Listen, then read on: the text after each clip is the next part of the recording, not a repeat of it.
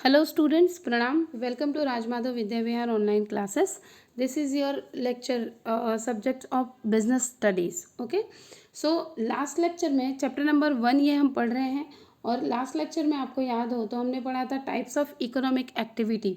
Economic activity को तीन parts में डिवाइड कर सकते हैं। सॉरी, उसमें है business, profession and employment. Okay, तीन पार्ट को हमने इकोनॉमिक एक्टिविटी को डिवाइड किया है। तो हम बिजनेस के बारे में पढ़ रहे थे और बिजनेस के बारे में हमने उसके कैरेक्टरिस्टिक्स पढ़े। अब हम उसके ऑब्जेक्टिव्स पढ़ेंगे कि इकोनॉमिक ऑब्जेक्टिव। अब सबसे पहले कोई भी बिजनेस किया जाता है तो उसका इकोनॉमिक ऑब्जेक्टिव, हम इकोनॉमिक्स पढ़ रहे हैं और इकोनॉमिक्स में इकोनॉमिक ऑब्जेक्टिव क्या है उसका, ठीक है, कि क्यों क्यों बिजनेस किया क्यों जाता है, क्या ऑब्जेक्टिव है, क्या कारण है उसको करने का। तो सबसे पहला तो मेन उसका मोटिव है, पहला मेन उसका कारण है क्या, प्रॉफिट कमाना, ऑब्वियसली, है ना। यही हम शुरू से पढ़ते आ रहे हैं कि बिजनेस का मेन मोटिव ही, बिजनेस करने का मेन पर्पज़ ही प्रॉफिट कमाना होता है। So since a business is an economic activity, जैसा कि बिजनेस एक इकोनॉमिक एक्टिविटी है तो the reasonable return of the employed capital must be obtain. तो जब वो एक इकोनॉमिक एक्टिविटी है, ठीक है, तो उसका एक रीजनेबल रिटर्न आना चाहिए। जब आप कोई भी एक्टिविटी, इकोनॉमिक एक्टिविटी करते हैं, जब बिजनेस करते हैं तो उसका रीजनेबल एक रिटर्न आना चाहिए। मतलब हमने जितना पैसा लगाया, किसी भी प्रोडक्ट को आप बना रहे हो या कुछ भी आप चला रहे हो फर्म, तो आप जितना पैसा लगा रहे हो तो उसमें आपको कुछ रिफंड मिलना चाहिए, उसमें कुछ प्रॉफिट मिलना चाहिए। Employed capital must be obtain, at least आपको इतना मिलना चाहिए कि थोड़ा आपका प्रॉफिट हो, आपके एम्प्लॉयज़ जो हैं आप उनको सैलरी वगैरह दे सकें, ये सारी चीज़ें, इतना तो आपको मिलना ही चाहिए उसमें से। दिस रिटर्न इज़ प्रॉफिट, और जो ये रिटर्न मिलता है, जो ये आपको रीजनेबल जो रिटर्न मिलता है, उसी को ही प्रॉफिट कहते हैं। To earn profit is essential not only for the existence, ऐसा नहीं है कि सिर्फ एक्सिस्टेंस मतलब सर्वाइव, सिर्फ सर्वाइव करने के लिए ही आपको प्रॉफिट कमाना है बिजनेस को, ऐसा नहीं है, but also for the growth of business.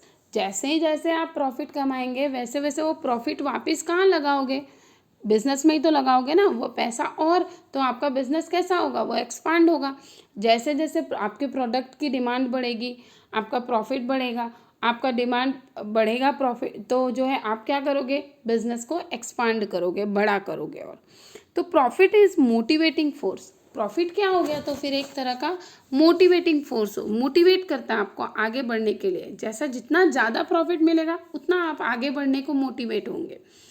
So barometer of efficiency and life blood of business, तो क्या है प्रॉफिट, एक एफिशिएंसी का एफिशिएंसी है, मतलब कि किसी भी काम को परफेक्टली करना, एफिशिएंसी के साथ करना, परफेक्ट टाइमिंग के साथ करना, उसको अच्छी तरीके से करना, और या फिर life blood of business, business का ब्लड है प्रॉफिट, खून है समझ लो। These days, the concept of reasonable profit is accepted instead of maximum profit. Reasonable profit, आजकल जो है रीजनेबल, मैक्सिमम प्रॉफिट की जगह पर रीजनेबल प्रॉफिट ज़्यादा कॉन्सेप्ट काम कर रहा है। जैसे कि बाय अर्निंग रीजनेबल प्रॉफिट, जैसे a business unit gets acknowledgement in the society, तो रीजनेबल प्रॉफिट मतलब ज़्यादातर लोग आजकल पैसा तो कमाना चाहते हैं बट साथ साथ में फेम भी लेना चाहते हैं, फेमस भी होना चाहते हैं। अब मुझे लगता है अगर हम बड़े बड़े बिजनेसमैन का नाम लें तो बिजनेसमैन में आप टाटा, अंबानी, है ना, रिलायंस ग्रुप के अंबानी ब्रदर्स का नाम आप लेने ही वाले हैं, है ना, रतन टाटा का आप नाम लेने ही वाले हैं। सो ये फेमस लोग हो गए अब, तो फेम भी चाहिए, तो रीजनेबल प्रॉफिट। ओके, एक्नॉलेजमेंट चाहिए, एक्नॉलेजमेंट चाहिए सोसाइटी में along with the earning fair profit, मतलब पैसा तो कमाना है साथ साथ में सोसाइटी में फेमस भी होना है।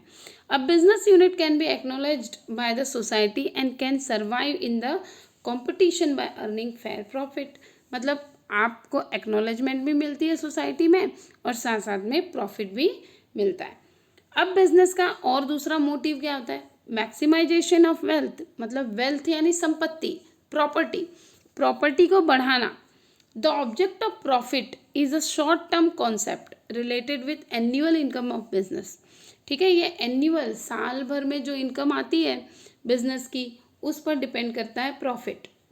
Maximisation of wealth is long term objective, लेकिन जो हर साल जो प्रॉफिट हो रहा है, हर साल जो पैसा आप कमा रहे हो, वो साल भर पूरा देखते हो आप, ठीक है। पूरा एक प्रोसेस होता है साल भर का, आप देख रहे हो कि आप अच्छा कर रहे हो, अच्छा कमा रहे हो, आपकी डिमांड बढ़ रही है, सप्लाई बढ़ रहा है, ठीक है। लेकिन जो वेल्थ का मैक्सिमाइजेशन है, वेल्थ कमाना मतलब प्रॉफिट के साथ साथ में प्रॉपर्टी बनाना, ये एक लॉन्ग प्रोसेस है। इतनी जल्दी तुरंत ही आप तो नहीं करने लग जाओगे, वो चीज़ कम खरीदने लग जाओगे सब। The projects which increase the wealth of business at the long run are accepted. किसी भी अगर ऑर्गेनाइजेशन को भी आपको बड़ा करना है तो तुरंत के तुरंत बस प्रॉफिट कमाने लगे तो तुरंत ही उसको बड़ा कर दो, ऐसा नहीं होता ना। उसको बड़ा करने में टाइम लगता है, किसी भी कंपनी को बड़ा उसको एक्सपांड करने में टाइम लगता है। The objective of maximization of wealth is related with the economic benefit of the owner of the business। जो भी बिजनेस का ओनर है, जो मालिक है, ओके, इकोनॉमिक बेनिफिट उसको कितना मिल रहा है, हर साल बढ़ रहा है जो प्रॉफिट है, उसी हिसाब से फिर वो अपना ऑर्गेनाइजेशन जो है वो एक्सपांड करेगा, बड़ा करेगा। सो ये उस पर डिपेंड करता है। अदर इकोनॉमिक ऑब्जेक्टिव्स क्या हैं? इकोनॉमिक और भी क्या होते हैं? प्रॉफिट कमाना है, मैक्सिमाइजेशन ऑफ वेल्थ है, और दूसरे क्या हैं? Other economic objectives include economic development and growth of business, ठीक है, बिजनेस का ग्रोथ और डेवलपमेंट करना, एक्सपांशन ऑफ मार्केट, मार्केट में अपने प्रोडक्ट का एक्सपांशन करना, उसको बढ़ाना, best possible utilisation of resources, जो भी आपके पास पॉसिबल रिसोर्सेस है उनका यूज़ करना, यूटिलाइजेशन करना, application of modern technology, modern technology का यूज़ करके ज़्यादा से ज़्यादा प्रॉफिट कमाना, ये मेन ऑब्जेक्टिव इकोनॉमिक ऑब्जेक्टिव होते हैं। अब बिजनेस का सोशल ऑब्जेक्टिव भी होता है। इकोनॉमिक ऑब्जेक्टिव तो होता है as well as social objective भी होता है। अब सोशल ऑब्जेक्टिव क्या होता है कि सम सोशल मतलब सामाजिक जो व्यवस्था है हमारा, कुछ कंट्री के लिए भी सोशली, जो सोसाइटी के लिए भी हमारी कुछ रिस्पॉन्सिबिलिटीज़ होती हैं।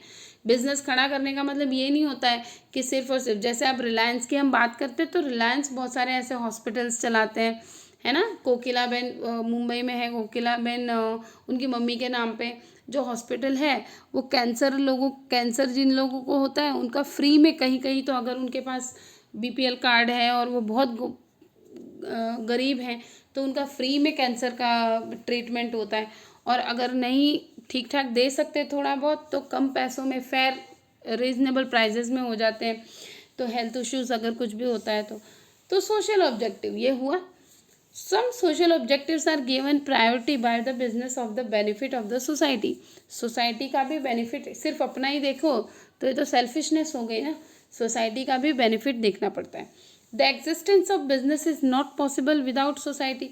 आपका बिजनेस तभी बढ़ेगा जब सोसाइटी उसको पसंद करेगी, वो प्रोडक्शन को, जब आपका जो भी चीज़ है उसको अगर आप ढंग से प्रेजेंट करेंगे सोसाइटी के सामने, सोसाइटी उसको पसंद करेगी, तभी आप उसको क्या कर पाओगे, तभी आपका बिजनेस पॉसिबल हो पाएगा, बढ़ पाएगा। So business is due to society, business depend करता है सोसाइटी पे। Therefore, the importance of the objective other than profit is accepted। बराबर, मतलब सोसाइटी अगर एक्सेप्ट करती है तो ही प्रॉफिट होगा। Social objectives are given in जो है नेक्स्ट पेज। चलो, सोशल ऑब्जेक्टिव्स कौन से होते हैं? First, objective of social responsibility. Social responsibility क्या होती है? आपको क्वालिटी बेस्ड क्वालिटी प्रोडक्ट देना है इन अ रीजनेबल प्राइस में देना है ना। जैसे कि देखो इसमें कुछ दिए हैं social responsibilities. It has become necessary for the business to be aware of interest of different groups of society. मतलब बिजनेसमैन के लिए या बिजनेस जो भी चला रहा है उसके लिए अलग अलग सोसाइटी जो ग्रुप्स हैं उनके इंटरेस्ट जानने जरूरी है कि क्या इंटरेस्ट है उनका। Like because of the consumers awareness, क्योंकि वही तो हमारे कंज्यूमर हैं, हमारी जो प्रोडक्ट है वही तो कंज्यूम करने वाले हैं, वही यूज़ करने वाले हैं। तो उनका जो इंटरेस्ट है, अगर आज आप अगर हम फैशन ट्रेंड की बात करें तो जो कपड़े आज से 25 साल पहले चल रहे थे तो वही का वही अगर आप आज पहनो, फैशन ट्रेंड नहीं रहा ना वो। अब जो है, अब फैशन चेंज होता जा रहा है तो ट्रेंड के हिसाब से आपको इंटरेस्ट देखना पड़ेगा कि क्या चल रहा है आजकल मार्केट में ज़्यादा, तो उस हिसाब से आपकी प्रोडक्टिविटी बढ़ानी चाहिए। स्टेट्स रिस्ट्रिक्शंस, जैसे कि कौन कौन से अवेयरनेस होते हैं? Consumer, states restrictions, consumers education क्या होते हैं, customers association, different interest of groups and classes of societies such as owner, employees, customers, creditors, government, etc. are associated with the business. Business में ये सभी मायने रखते हैं, उसका ओनर, उसके एम्प्लॉयज़, उसके कस्टमर्स, उसके क्रेडिटर्स, उस गवर्नमेंट, ये सारे बिजनेस यूनिट में मायने रखते हैं. These different groups have different interest with business. ये अलग अलग इंटरेस्ट रखते हैं बिजनेस से related. It is necessary to take care of interest of these different groups. ठीक है, जैसे कि the business has to abide by the maintenance of environment.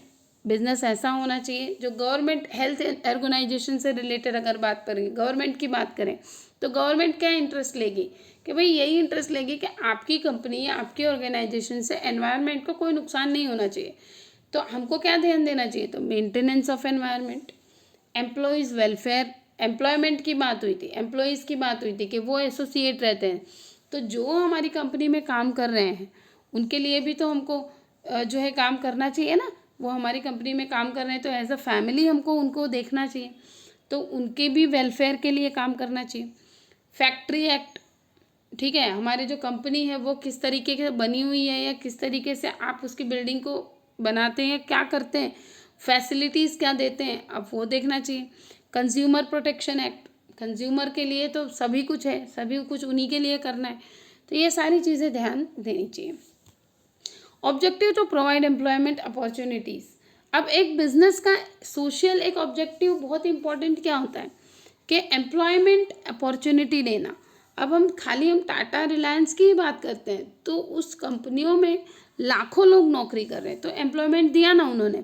तो एम्प्लॉयमेंट ऑब्जेक्टिव, जब आप कोई काम करते हैं, आप अपने घर में एक छोटा सा ही एक कुछ भी काम धंधा शुरू करते हैं और 4 लोगों को आप नौकरी देते हो, तो वो 4 लोगों को आपने एम्प्लॉय बनाया, ठीक है, आपने एम्प्लॉयमेंट अपॉर्चुनिटी बनाई. तो the unemployment ratio is increasing day by day.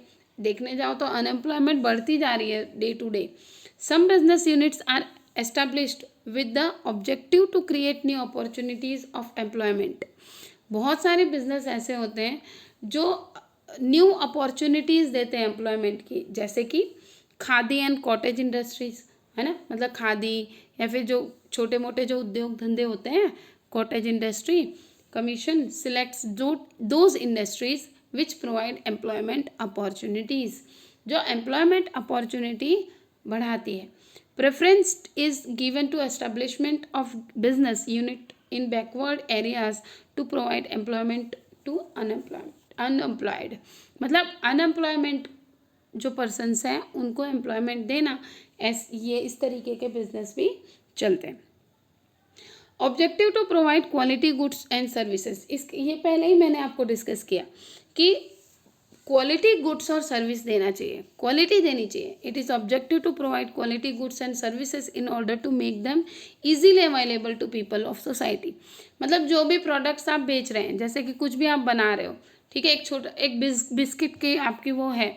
अब वो बिस्किट अगर बड़ा मतलब दूर जाओ कहीं बहुत बड़े बड़े मॉल में जाएंगे तभी अगर वो हमको मिले, हमको इजीली अवेलेबल नहीं हो हमारे आसपास की दुकानों में, तो फिर वो क्या उसकी डिमांड बढ़ेगी? नहीं बढ़ेगी. मतलब ऐसी चीज़ें ऐसा करना चाहिए. ये एक एक एक एक ऑब्जेक्टिव होता है बिजनेस का, एक एस्पेक्ट होता है, बोल सकते हैं इम्पॉर्टेंट पॉइंट होता है कि भाई जो आपका प्रोडक्ट है वो इजीली अवेलेबल हो कंज्यूमर को, ठीक है, तो so that they can satisfy their needs. उसको लेके वो सेटिस्फाई. मैगी है, नूडल्स हैं, बिस्किट्स हैं, ये सारी चीज़ें आपको इजीली अवेलेबल होती हैं. तो आप जाके आराम से, अब भूख लगी तो लोगों ने लाके 10 रुपये का पैकेट एक मैगी का लेके आ जाते हो और ख़रीद के बना के खा लेते हो, है ना, बहुत इजीली अवेलेबल है, ठीक है. तो जो है इस तरीके की चीज़ें सेटिस्फाई करती हैं नीड को.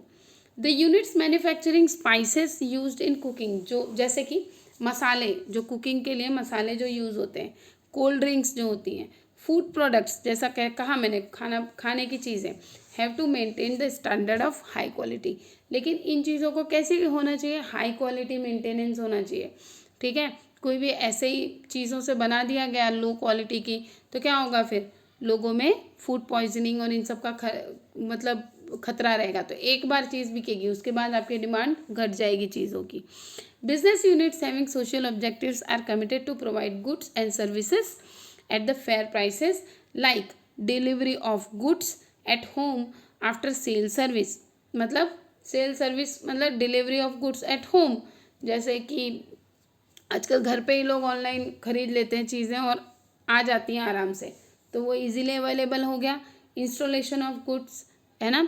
सो ये सारी चीज़ें। Objective to adopt fair trade practices. Next lecture में इन पॉइंट्स के बारे में पढ़ेंगे। इस लेक्चर में इतना ही पढ़ते हैं अभी तक, तब के प्रणाम।